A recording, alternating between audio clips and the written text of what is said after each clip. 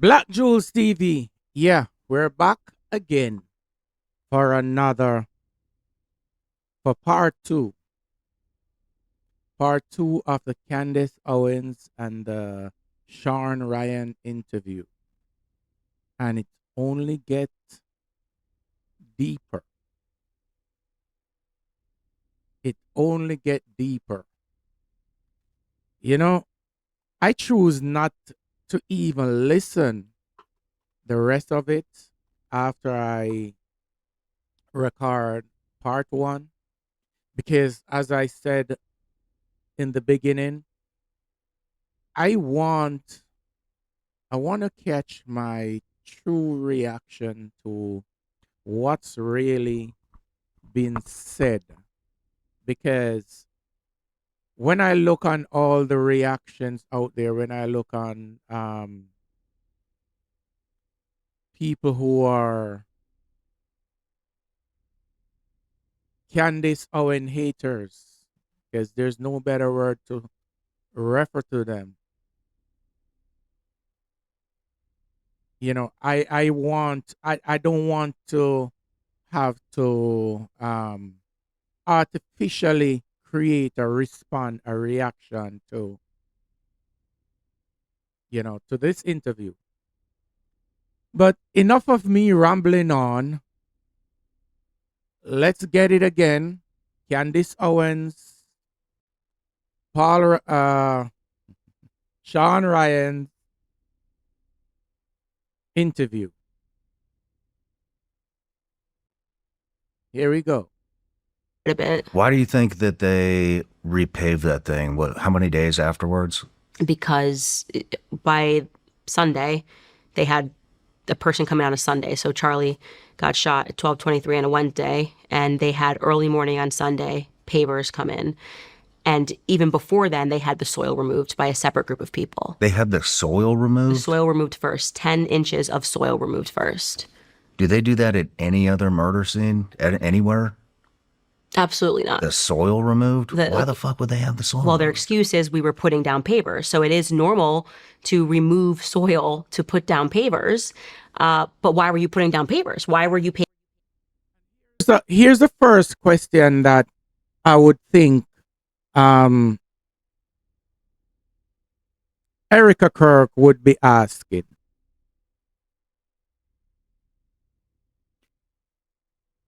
Why were there pavement being replaced at the exact spot that her husband was assassinated? The exact spot. Even if there was pre-planned work to be done there the weekend after, and there was this huge, it was a national, international assassination. Why was it allowed to move forward? Just saying, playing the devil's advocate, giving them the benefit of the doubt. Why was the job still done after such a horrific act? Normally, you would have yellow tape, police come in, investigate crime scene, come take all kind of evidence before that area being released back to, the owner. That's one of the questions that why Erika not asking that? Why is it Candace Owens asking that and everybody painting her as the devil?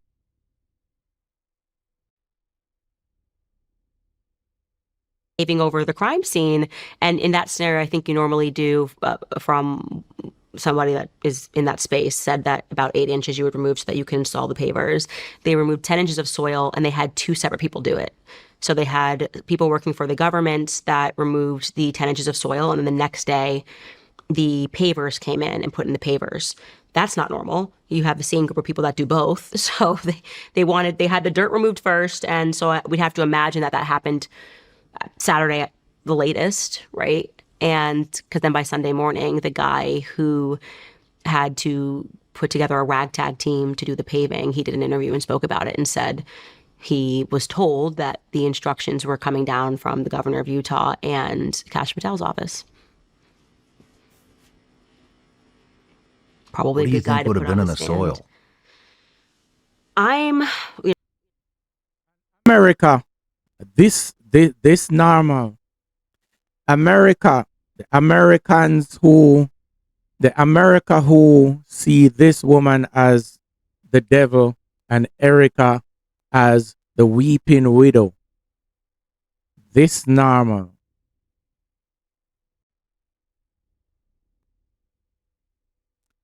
I'ma let her run it. I'ma let her run it. I'm not gonna hop in too much.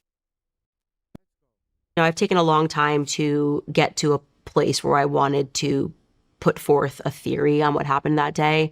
I think there is a lot of evidence that they would have found explosives, which, if I guess the way PETN is said is like, what do you guys say? Pettin. Petin.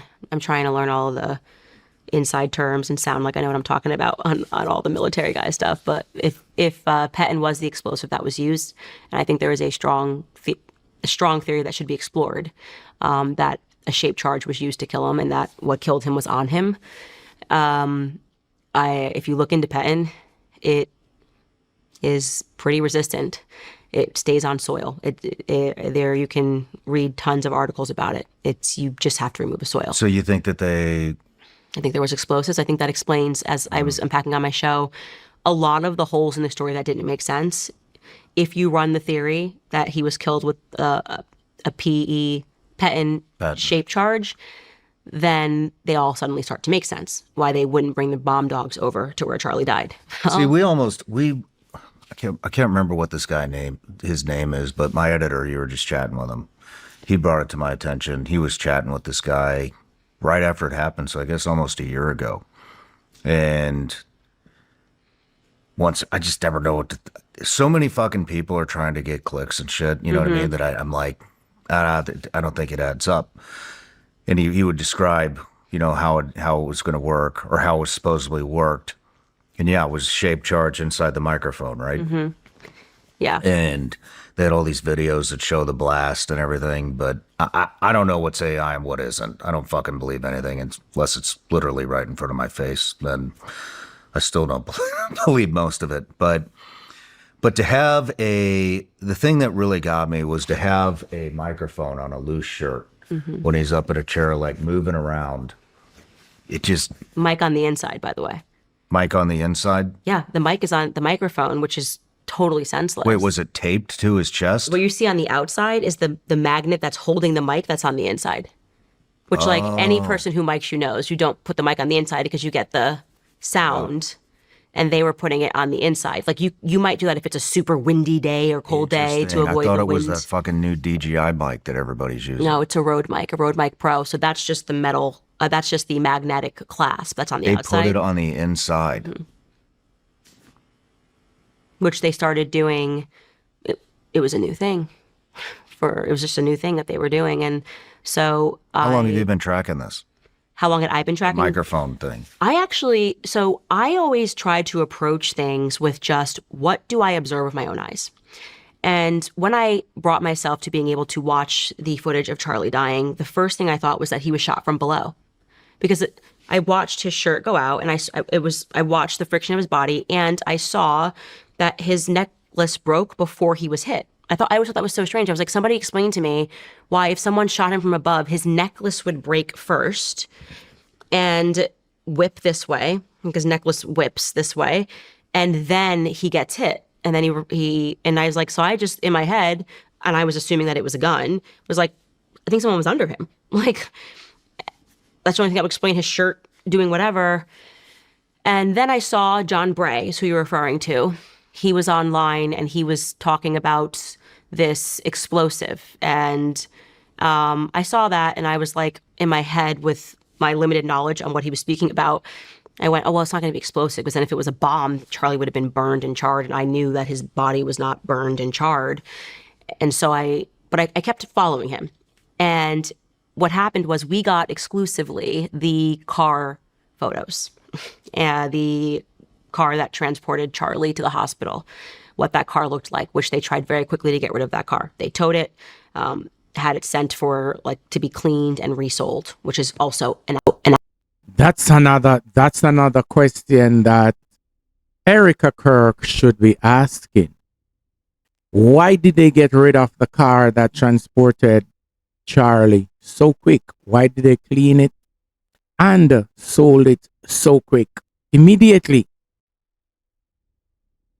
That's another question that Erika should be asking. And it's the devil who is asking them. we are in an era where it's the devil who wants to know the truth. Can you imagine? It's the devil who want to know the truth. The righteous be like, oh, don't matter. It doesn't matter.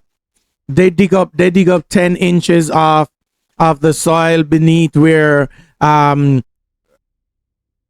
husband got killed. No matter. They sold the car. They cleaned the car and sold it. The car that transported him to the hospital. It doesn't matter. The righteous one is the one that's saying it doesn't matter. But the devil, the evil one, the one who is not a friend of Charlie, she's the one who is asking these questions. She's the one who is pointing out that this is not normal. Where is the weeping widow to be saying these things aren't normal? You're a friend of the President of the United States of America.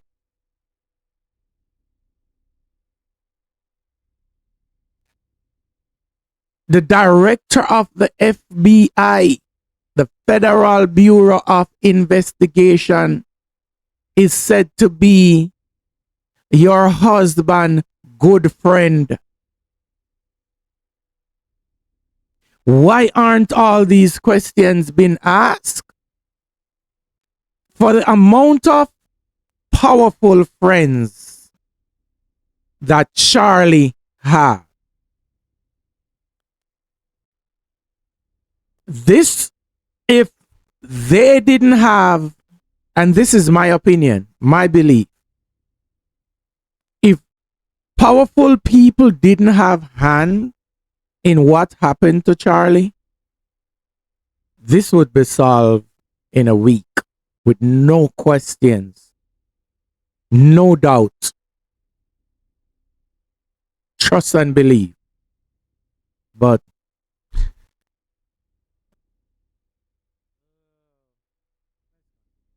absolute nonsense. That car would have been put into evidence.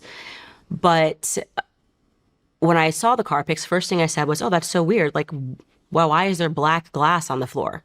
Like, right away, just like a ton of like black, what looked to my eye as glass shards on the floor. And John Bray messaged me and he said on X, he said, I just watched your episode. That's exactly what I was looking for to support my theory. And then I said, what do you mean? He said, I've been saying that his road mic was rigged, but in order for my theory to be true, the road mic would have had to explode into a million pieces, and that would have been on Charlie, and they would have had to get that off of him in the car. And so I went, well, I have the car photos, and there's very clearly, now, to play devil's advocate, as I always try to do, it could have been somebody's sunglasses they stepped on that broke into a million. It's a lot of glass. It's in the seat that Charlie was on. It's behind. Hard plastic, 80, I think it's called ABS plastic. And if you watch videos of people just smashing a road mic, that's exactly what it looks like, is littered all over the floor. So now we have to say, why did his necklace break first, then his road mic break second, and we're looking at a trajectory, right, before he gets hit, and you do see it move across. Like, if you watch the video again, without trying to be an expert, if you just sometimes look at a video and say, what do you see? Slow it down. What do you observe happening? And that is, You know, on another, not another note, you know, there's an easy way to refute this exploding mic theory. There's an easy way to refute the exploding mic theory. Based on what I understand of these road mics, they are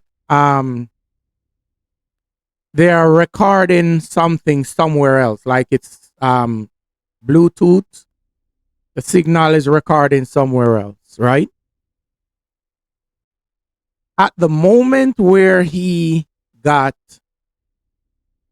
shot, according to the mainstream narrative, if TPUSA can play, say, 15 seconds, let's do it a minute, 30 seconds prior to him getting hit and 30 seconds after him getting hit. You know, you'll hear all the rumbling and everybody running around him trying to, yes. Play that recording. Somebody must have that recording, because if the mic explode just at the hit, the recording done. Do you realize that recording haven't seen the light of day? That recording have not seen the light of day. 30 seconds after Charlie got hit, play that recording. Let that recording be available. Yes. And that would easily prove that the mic did not explode. is what you observe. You observe something moving across his chest, and then suddenly you see a wound here. And that was my starting point. And so I never bought the idea that he was on, somebody shot him from a low rooftop. That made no sense to me. That nobody saw him shoot him is even crazier to me. This is a college campus in the middle of the day. Somebody would have seen him take a shot. And so then what added to me thinking this is now very plausible was the 30-06 Superman neck, you know? Now you're asking us to be idiots. Now the demand is for us to be idiots, and they did it in such an emotionally manipulative, despicable way, which has now become the turning point way, which is to just say God, the Lord, the miracle, and if you don't believe in it, then you don't believe in God, and you're not honoring God if you don't believe in the miracle of this. This was the biggest lie that Erika told me and completely transformed my opinion of her. I think, I sat down with her for 4 hours. I was reticent to explore any conspiracies about her. I was slow to do it because, first and foremost, she's the mother of Charlie's kids. That's first and foremost. Secondly, it required me to have to go through a second stage of grief that I was not ready to do. I had a very hard time with Charlie's death, still do. But to be the person that Charlie was speaking to so much about how much he wanted love, to when I had to take time off and just go to Wyoming and try to get my head right after it, I read through all of our messages, and so I relived it all. And because you just, I was in a phase of denial. I was really at that phase where I was hoping, and I went through bargaining, I went through anger, I went through a very aggressive stage of denial. And I think my husband was realizing that I needed to get away at that point, because I was trying to say, no, maybe he's really alive. Maybe they put him in witness protection. That's that bargaining And then also the denial that's just in my face. And when I got out there and I was reading the messages and before she came into his life, and Charlie just really, really, really wanted love, right? That was like it. And it was almost like poetic, the stuff that he was writing about how love could kind of make men move mountains. And so for me to have to mourn him and then have to consider that the thing that he wanted most, like he didn't get, it just gutted me. It gutted me. And so, but I couldn't deny it anymore. I couldn't deny it. And it was beyond intuition. It was beyond her being weird. It was beyond her being at the office. And then I got the Zoom calls. My assumption was that she was grieving like I was. And my assumption, I didn't know she was in the office the next week. As soon as she got back, she just went straight to the office. And She was in the office the next week? yep, as soon as she gave that speech at the podium that you saw where she addressed the nation, not the I forgive him speech, but like the first one that was like 48 hours after he died, she was in the office that whole week.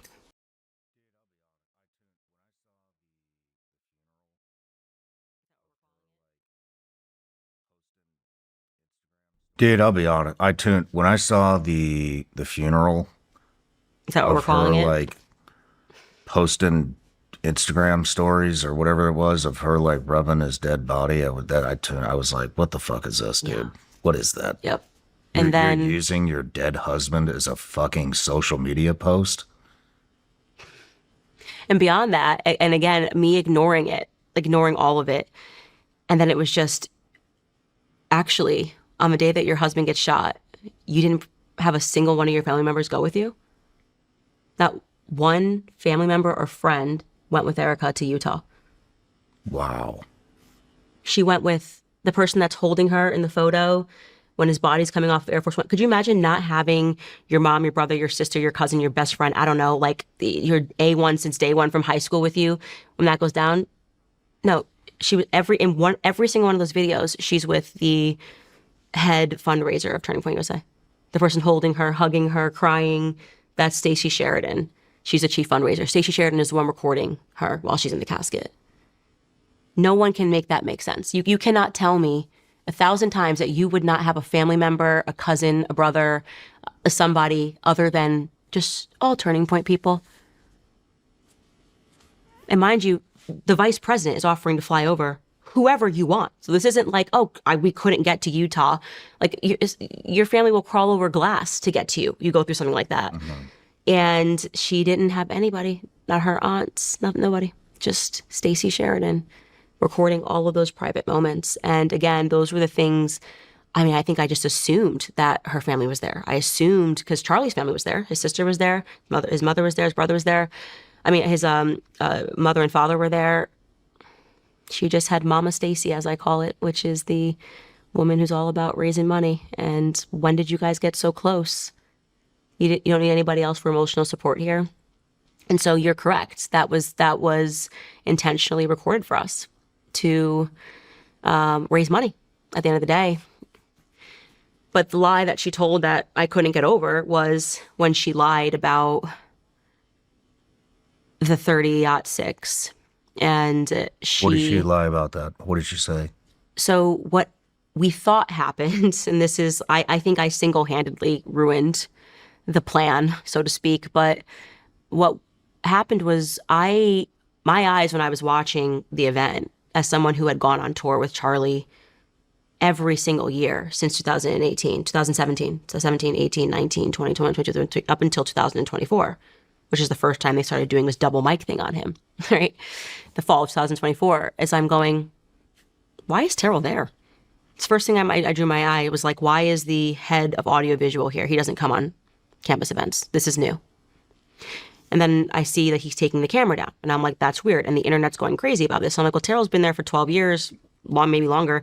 I know, I'm just going to call him and ask him what's up. Like, maybe there's a reason. Maybe, and I assumed he was going to say something like, you know, the police asked me to. I don't know. You want to see the footage? Instead, he was the first person that made me realize something was very wrong because he was very nervous on the phone. I asked him if I could see the back footage just to, like, clarify with people, like, looking out for you, Terrell. I can tell them what's going on. And his energy was just completely wrong. He came up with a million excuses why I couldn't see the back footage. He told me he didn't know how to send a file. I'm like, Terrell, you run an audiovisual company. You know how to send a file.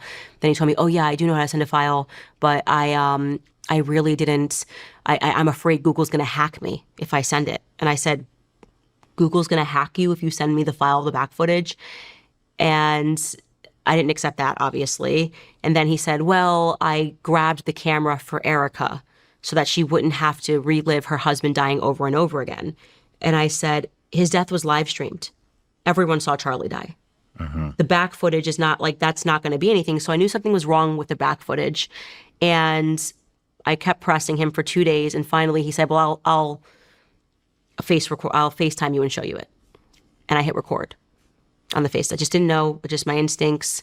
And someone on my team was like, you should record this. And I recorded it. And the first thing I thought that was so strange was there was no blood. The bullet didn't go through. There was no blood. Charlie's shirt was crisp white from the moment he went down. And I went, that's odd. So I, at that moment, recorded it, had it, hung up with him, told my audience what I saw. And there was apparently mass panic, which I now know how the full story went. This was the day of Charlie's actual funeral, not the WWE memorial event, but the actual funeral, which was the night before. And they panicked that I had seen the footage, and somebody at the FBI called Turning Point and asked explicitly to Justin Strife whether or not I had recorded it. At that point, Justin Strife, who is the COO of Turning Point USA, messaged my husband, called my husband, and wanted to know whether or not I had recorded it. And my husband has no idea what he's talking about. He's like, he runs the business. He's like, I don't know what you're talking about. He then comes out to me. And he's like, Justin Strife keeps asking if you recorded this footage. What's he talking about? And instantly in my mind, I said, that's a really weird question. Why does it matter? Why does it matter if I recorded the footage? And I said, don't answer him. I'll deal with it. And then what happened, this is all happening on the day of Charlie's actual funeral. No one should be caring about back footage, anything. Why is the FBI calling? What then happened was Erika peeled off from Charlie's actual funeral, his wife, and she called the surgeon with Andrew Colvett on the phone, a 3-way call.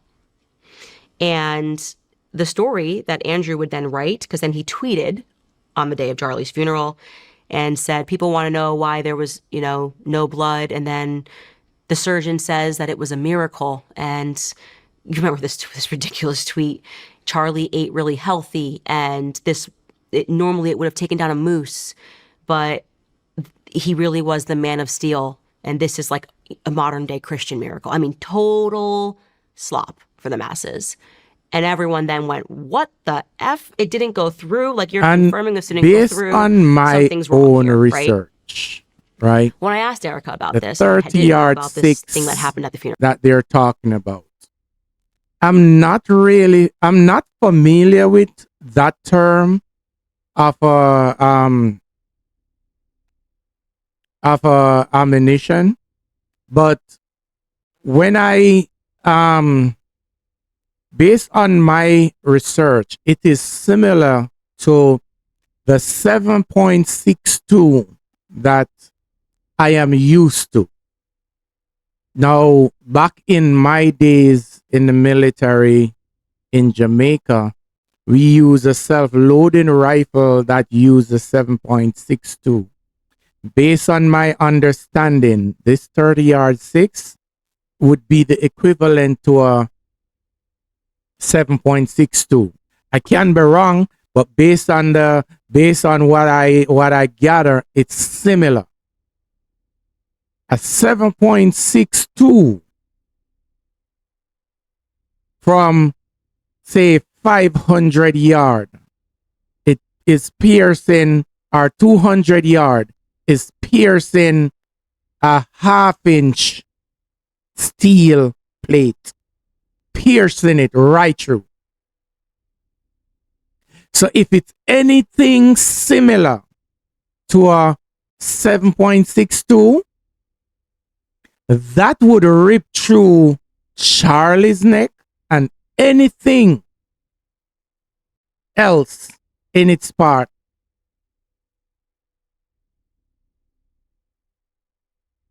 Based on my understanding and my research of what the 30-yard 6 ammunition is. No neck would stop that. Let her continue.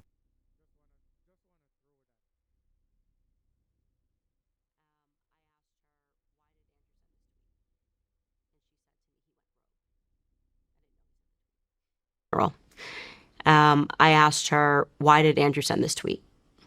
And she said to me, he went rogue. I didn't know he sent the tweet. I said, Andrew went rogue, and she said, called the surgeon. I said, the surgeon spoke to Andrew without your permission? And she said, yeah. I said, so the surgeon to the highest profile assassination since JFK violated HIPAA, went rogue, spoke to some random PR guy he doesn't know who also went rogue. And then at the conclusion of this conversation, Andrew tweeted something without your permission and went rogue again. And she said, yeah. And then I got the information that she completely lied. How'd you figure that out? A source. That she was the one who initiated the phone call and Andrew was on it, and that the surgeon never said that, what was put on online. In fact, that's largely embarrassing to a surgeon because you're saying he violated HIPAA, right? And he's an idiot. Like, he's an idiot. Like, it's a modern day miracle. Not only that, but it's not the surgeon's job. So what happened was she said to the surgeon, allegedly, how can we explain to people that the 30-06 didn't go through? And the surgeon doesn't know anything about whether 30-06. He is a hunter. He hunts. And he said, I don't know. Like, maybe it was a frangible bullet or something. I have no idea. And he's going off of them saying it was a 30-06. And at that point, Erika offered an explanation. And she said, well, my baby, he ate so healthy. And I'm sure it's like he had a man of steel neck because he ate so healthy. So wasn't there a picture of Robinson standing at a Dairy Queen right in front of a poster that said man of steel? Yeah, which actually was in theaters. And so that was like weird. But Erika is that quotation and that explanation came from Erika as she was trying to pull an excuse out of the surgeon, which somehow got elevated to the #1 priority on the day of her husband's actual funeral. They were stressed out that the public had learned that the bullet didn't go through. Why would you be stressed out about that? I would be mourning my wife or who my significant other. Yeah. I wouldn't be trying. So to what do work you out. what do you think is going on? I mean, who is Tyler Robinson? What the fuck was he doing there? Who do you think is behind this? I don't Do you think think Tyler Robinson was there. You don't think he was there? No. I think he's a total patsy. I think they get lookalikes and they get everybody wearing the same outfit. I think he played a role, and I believe that what he did was he picked up clothes and he dumped them behind the Dairy Queen. I think he had a role, but I do not believe that Tyler Robinson is the person who was walking in that staircase. I do not believe the person walking in the staircase was even the person that we saw running off of the roof. I don't even know what day that person was running off the roof because there's only one eyewitness to him having been on the roof, and the person who says that he saw him crouching low. And another question that I would like, look up expect here. Somebody just got up Erika there. I spoke to that individual. to be asking. That not the video that Candace is talking about, but the actual video that the FBI released of the man running across the roof, jumping off and running across the lawn. Where is the footage like a minute or two prior to that man running off?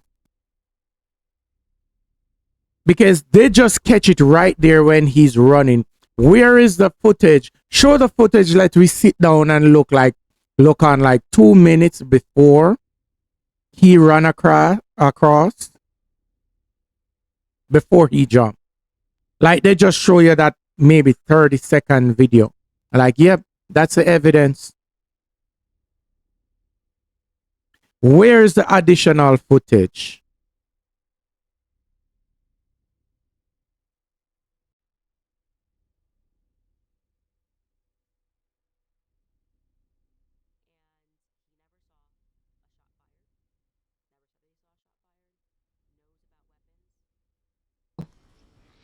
And he never saw a shot fired, never said that he saw a shot fired, knows about weapons, and finds it really unusual that the prosecution hasn't reached out to him. So I don't know what happened. I just know what didn't happen. And I feel confident stating that Tyler Robinson did not murder Charlie Kirk. Whether or not he was an accessory to the crime, do I believe he was at Dairy Queen dropping off clothes? Yeah. How did he get mixed up in that? I don't know. Maybe he was blackmailed.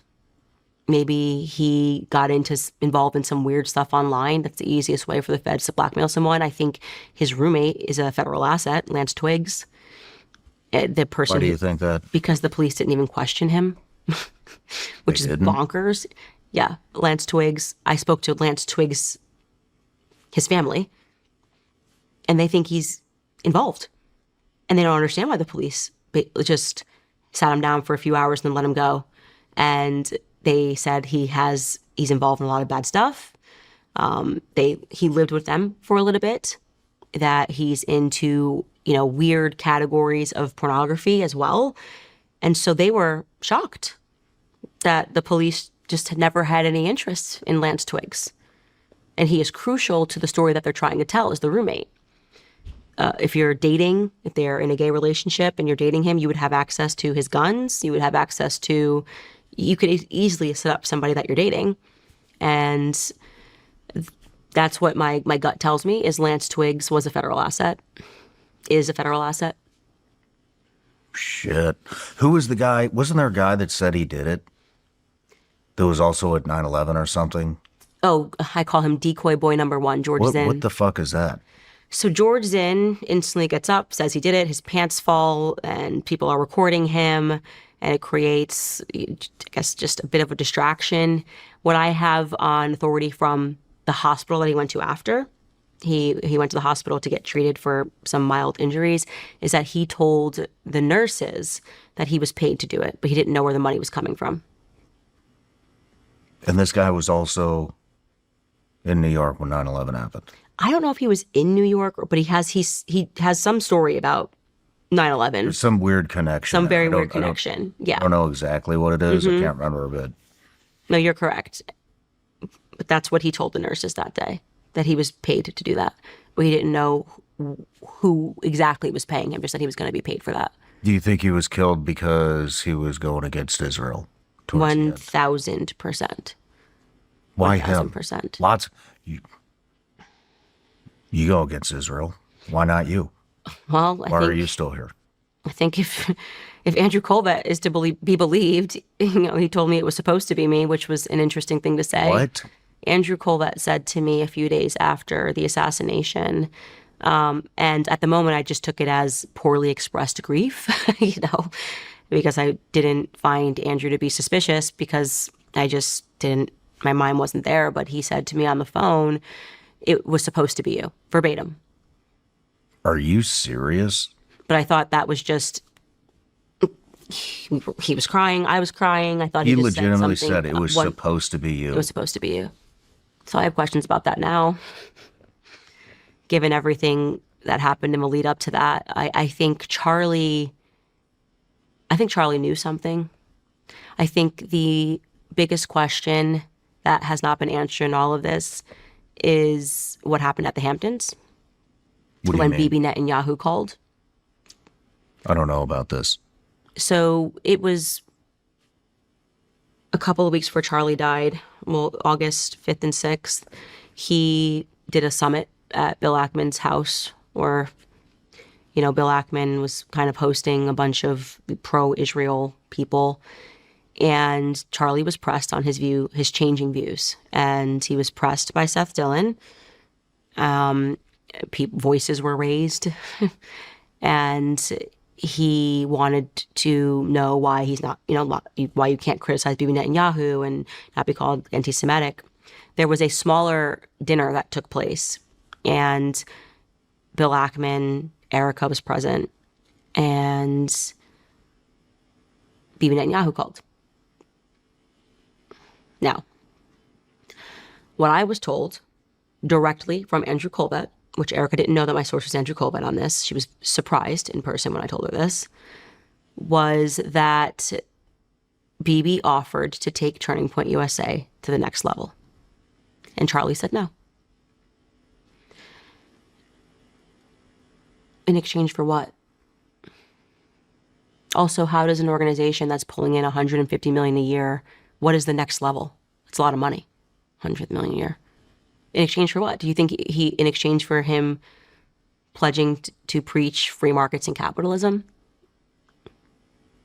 So at the moment that you refuse an offer from a man that deranged, that psychopathic, that bloodthirsty, That much power. you know something. You know He something. obviously has It's in exchange an for something. enormous amount of influence over the current administration. Correct. I mean, enormous amount of influence. It's pretty fucking obvious. I think everybody's seeing it. I believe What?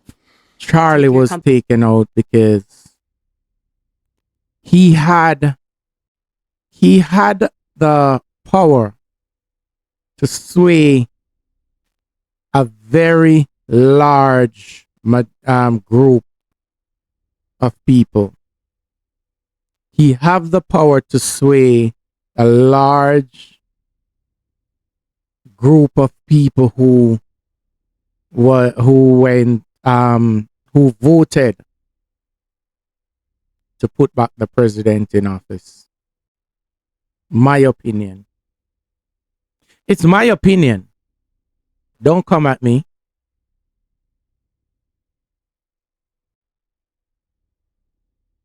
I'm just a small man who want good for the world.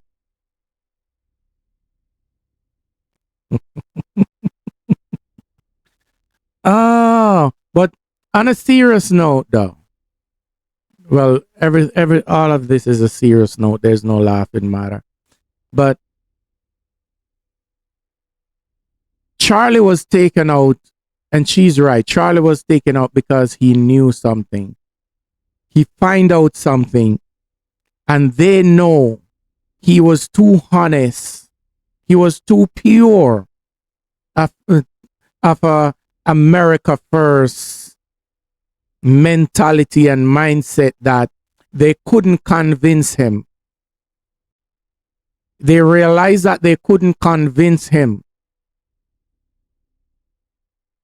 to look the other way or to, champion whatever, push whatever narrative they want to push. They realize that, and they know they couldn't let him talk for too long. So they nip it in the bud.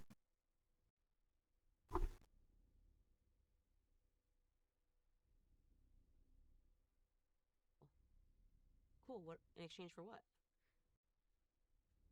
I think it's a $1 trillion question. Me to the next level. Cool. What in exchange for what? I think it's a $1 trillion question. And Erika, when I asked her about that, and she admitted the Bibi Netanyahu call happened, that she was there, and she said, "Oh, he was just calling because Charlie had written him a letter in May." And it's just so stupid. So stupid. Oh, he's not busy. He just was calling to say, "Hey, Toodles, like, just wanted to know how you're doing. I saw your letter. Thanks for it." And he was just, I said, "That's it." Okay, so I'm supposed to believe Andrew lied about that? That he offered to take it to the next level, and she was coming to say, no, that didn't happen. He just wanted to just check in with Charlie. That's not true. She's lying. And I know she's lying because then somebody in Andrew Colbett's family orbit reached out to me and said that definitively happened because Andrew said that when Charlie said no, he lost millions. Andrew Colbert lost millions when Charlie said no. Now you wonder, how does a PR guy lose millions? He's a spokesperson for Turning Point USA, and then I had to remind myself that he owns a piece of the Charlie Kirk show, right? So I don't know if it was going to be via the Charlie Kirk show, which was at that moment with Salem. Salem has recently filed, under FARA. They're working with that Faith by Works and the whole thing, and Salem is a part of that filing, so they are effectively foreign agents. I don't know how that money was going to come in. That's another question, that if we had any real journalists, they would be exploring that. But yeah, Bibi Netanyahu calling, and Charlie not just refusing it, but he had anger towards Bibi. He did. And how do you know? Because Bibi Netanyahu that month did a ton of shows. Very strange, by the way, that a prime minister of Israel was suddenly hitting the orbit, doing PR. He did a ton of shows. I mean, Patrick Bet-David's show, Brandon Tatum's show, and he hadn't before that done any sort of podcasting since he was like hawking his book, like years ago. He didn't do Charlie Kirk's show because Charlie didn't want to have him on. Again, something told to me as a fact by Andrew Colbert. Charlie refused to have Bibi Netanyahu on a show. So if you want to know, this is where Israel I'll be stopping this one. Answer. But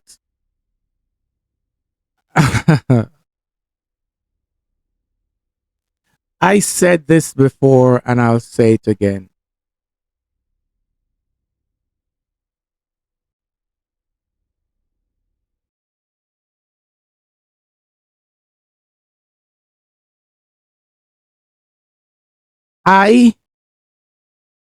If something should ever happen to me and there's a cover up, I would want me a friend like Candace. Yes. One of the most true friend I've ever come across. Candace Owens to Charlie Kirk.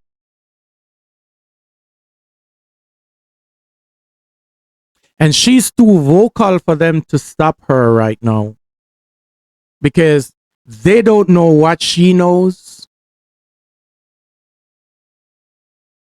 And she always know way more than what she's saying at the present moment.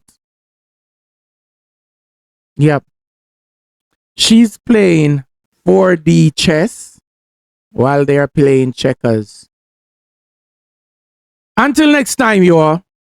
Black Jules TV saying, walk good, do good, and make good follow you. We out. Black Jules TV.